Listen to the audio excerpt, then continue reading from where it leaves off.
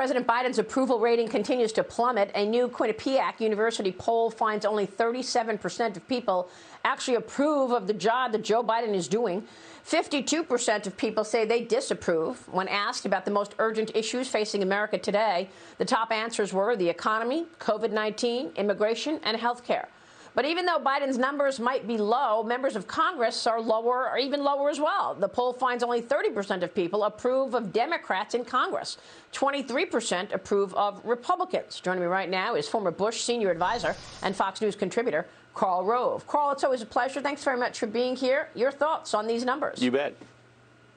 Well, first of all, the overall numbers in Quinnipiac are sort of becoming standard. You look at almost any poll that comes out, and the president's numbers have dropped dramatically from where they were earlier this year, particularly among independents. Even Democrats, his approval among Democrats has slid a little, but the biggest drop has been among that key group that's going to actually decide the 2022 midterms. The other issue of Congress, however, this has been a long-standing thing. People dislike the institution of Congress and rate each party negatively, but they seem to like their own member, which is why most incumbents tend to get reelected. But the Democrats are in grave difficulty in 2022. No ifs, ands, or buts about it, particularly in the House, because the general trend is since 1818, there have only been two first midterm elections for a president in which the White House party has gained seats in the House, 1934 and 2002.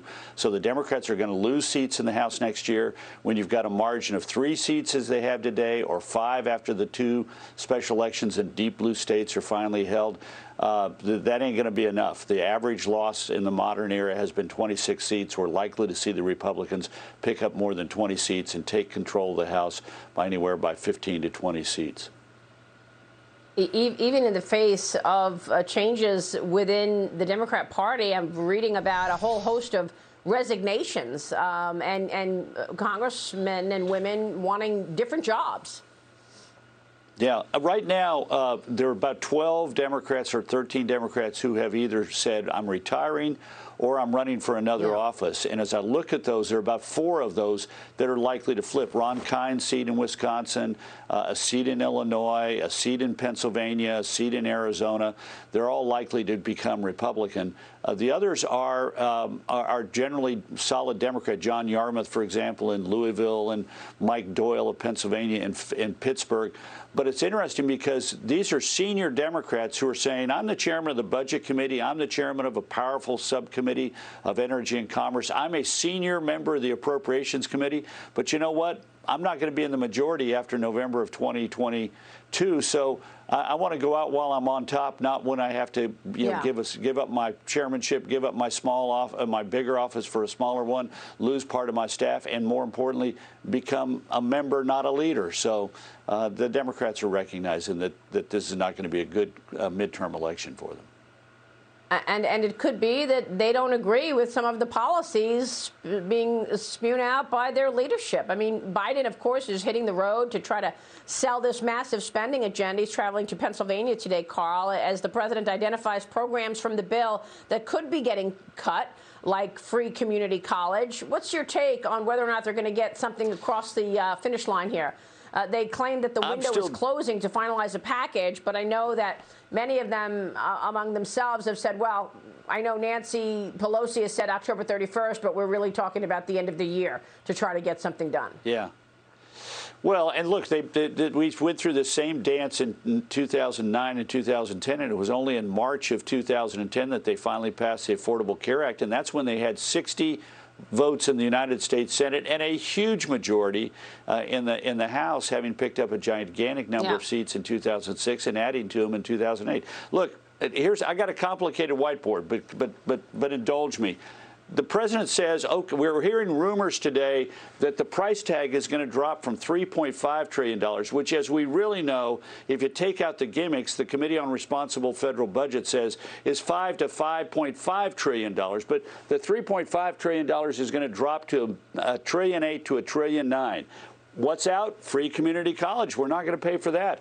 What's going to be scaled back? The child tax credit. We're only going to extend it for 1 year. Really? Democrats are going to commit that after one more year of the child tax credit, it's going to go away. Heck no. This is a way for them to lower the overall price tag of it. Medicare, we're going to give you dental, but we're not going to give you hearing or vision. This one still bothers me because we just got a report from the trustees of Medicare that the hospital portion of Medicare, the hospital trust fund, goes belly up in 2026. Shouldn't we be thinking about shoring up Medicare that's about ready to go bankrupt rather than adding to its costs? Family leave, we're going to reduce it from 12 weeks to 4 weeks. But we're still going to pick up 90% of the cost of family leave programs now being granted by America's companies to their employees. It doesn't make sense to me. And then we don't know what's going to happen to child care, pre-K, or the climate provisions. And we still have a battle going on with a bunch of people saying, what we've got to do is extend the subsidies to the Affordable Care Act, which amount to $26,000 per person on the Affordable Care Act. We're spending as much on the Affordable Care Act as was forecast when the bill was passed in 2010, but on less than half the people that were supposed to be covered by it. Yeah, it sounds like there are more gimmicks there to make the plan look less expensive, but those programs are not going to go away. We know that. Karl, great to talk with you. Thanks so much.